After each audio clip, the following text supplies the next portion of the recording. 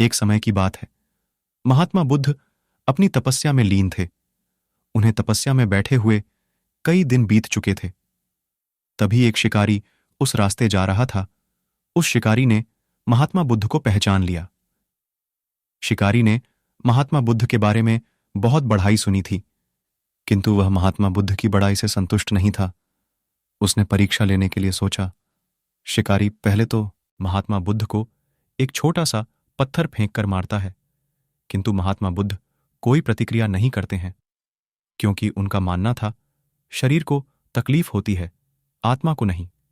अतः शिकारी द्वारा फेंके गए पत्थर के कारण शरीर को कष्ट हुआ, किंतु आत्मा को नहीं। शिकारी कुछ समय सोचता रहा, महात्मा बुद्ध कुछ प्रतिक्रिया करेंगे, किंतु महात्मा बुद्ध अपनी तपस्या में लीन थे। उन्होंने कोई प्रतिक्रिया नहीं की।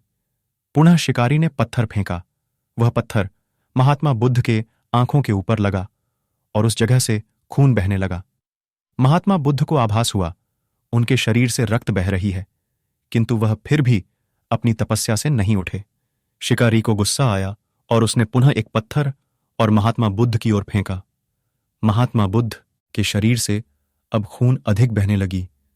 इतनी पीड़ा महसूस कर महात्मा बुद्ध के आंखों से आंसू निकलने लगा।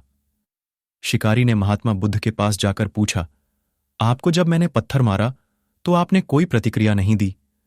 महात्मा बुद्ध ने बड़े ही सरलता के साथ कहा, क्योंकि इससे मेरे शरीर को कष्ट हुआ है, मेरे मन मस्तिष्क को नहीं। शिकारी अचंभित रह गया। उसने पूछा, फिर आपकी आंखों से आंसू क्यों बह रहे हैं? इस पर महात्मा बुद्ध ने पुनः कहा, तुम्हारे द्वारा किए गए अनुचित कार्य के परिणाम के बारे में मेरा मस्तिष्क, मेरी आत्मा विचार कर रो रही है। तुमने इतना बड़ा पाप किया है, तुम्हें कैसी सजा मिलेगी?